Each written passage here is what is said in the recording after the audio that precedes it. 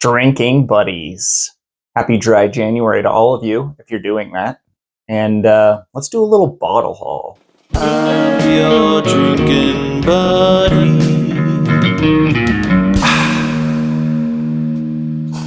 All right, drinking buddies. So despite the fact that I am doing dry January, I am continuing to buy whiskey. So it'll be a very fun February. Why am I doing dry January? Well, I just, I thought it'd be a good idea to like reset my palate, reset my, health a little bit. And just make sure, I know a lot of people like to do a dry week or month every once in a while, just to make sure there's no dependency issues there.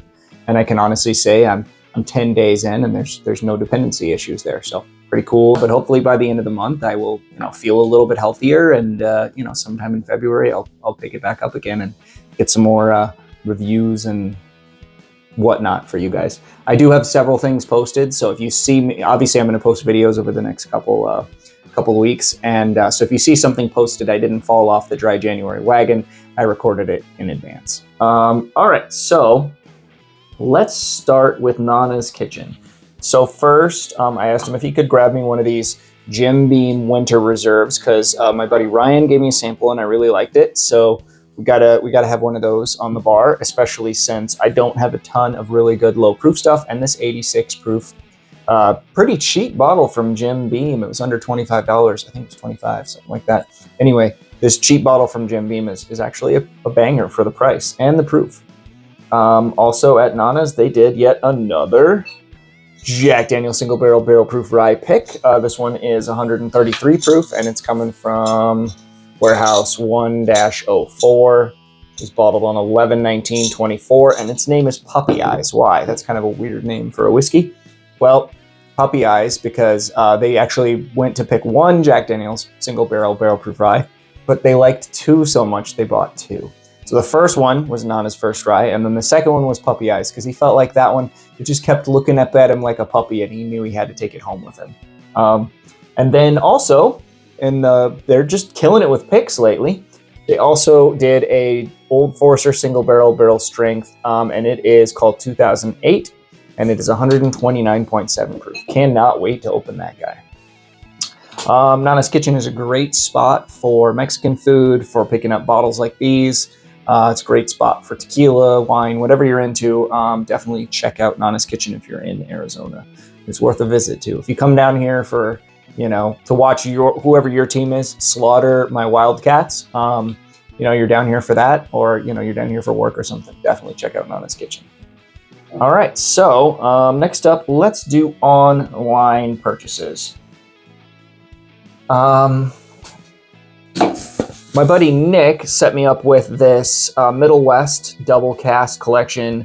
It's called the Napoleon, and it is Calvados cask finished, and it's a blend of their soft red winter wheat whiskey and their dark pumpernickel rye whiskey aged in Calvados barrels.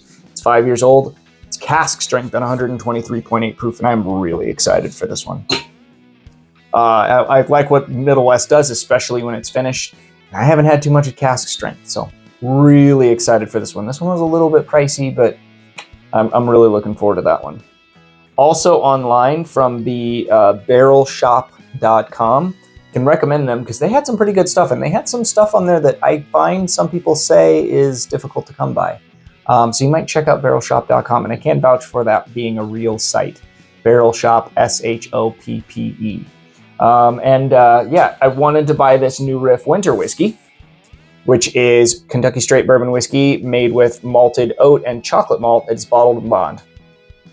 The mash bill is 65% corn, 20% malted oats, 7% pale ale malt, 5% steel cut raw oats, and 3% chocolate malt. And chocolate malt, man, if you put chocolate malt into a whiskey, it really it becomes chocolatey. Like I'm pretty confident you could go like 1 or 2% chocolate malt and you'd be able to taste it.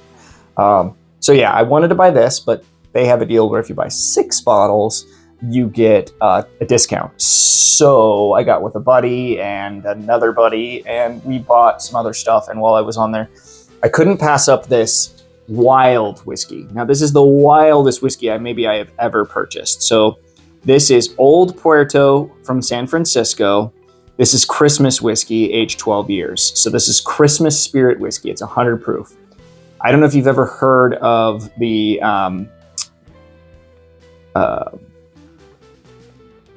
I believe it's Anchor Steam. I want to say Christmas beer. Anyway, let me read this. This festive whiskey is an homage to San Francisco brewing and a celebration of pioneering spirits. Our distillers started with an iconic San Francisco Christmas spiced ale, which sounds to me like Anchor Christmas ale, from 2011, and distilled it twice in copper pot stills before aging the spirit over 12 years in once old Puerto straight rye whiskey barrels. The spirit of Christmas past is a whiskey offering an evolving bouquet of orange, chocolate, and vanilla, balancing flavors of roasted barley, sweet cinnamon, and spiced berries. Share the Christmas spirit this holiday on the rocks or in a whiskey cocktail. Now, I did get a little nervous when I read that, especially for the price.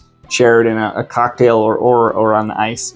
That might mean it's not great, but and it sounds insane. So this could be terrible. I'm just really excited for it. It sounds just nuts. It's beer. It's distilled beer that was aged for 12 years. Crazy. Next up, we ordered online this wonderful Found North pick. Now, where did this come from? This came from the fabulous channel Chill Filtered, and I was actually a little bit of a part of helping pick this thing. They had some of their fans come out to Phoenix. We met them there, and we picked the best of 3 barrels. This was by far the best, and it is beautiful. It is 71% corn, 29% wheat.